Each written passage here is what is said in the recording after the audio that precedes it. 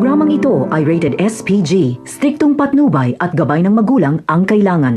Masaya ang mayabang na si David nang ikwento niya kay Olga ang sinabi sa kanya ni Ramon na siya na daw ang maghahari sa Quiapo.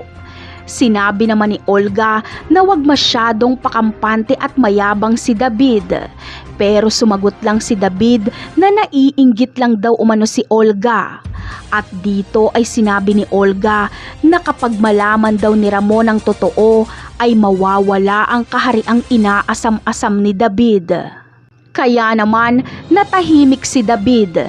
Naisip niyang hawak pa rin siya ni Olga sa leeg dahil ito lang ang nakakaalam sa kanyang sikreto. Kaya isa na sa mga hadlang sa tagumpay ni David ay si Olga. Kapag mawala si Olga at ang dalawa nitong tauhan ay wala nang makakapagsabi kay Ramon sa tunay na pagkatao ng kinikilala nitong anak. Kaya naman darating ang panahon na plaplanuhin ni David ang pagpatay kay Olga. Habang tumatagal kasi ay nagiging tuso itong si David at mas masama pa kay Ramon. Simula nung mapatay ni David si Severino ay hindi na mag-aalangan si David na pumaslang ulit hanggang sa masasanay na lang siya.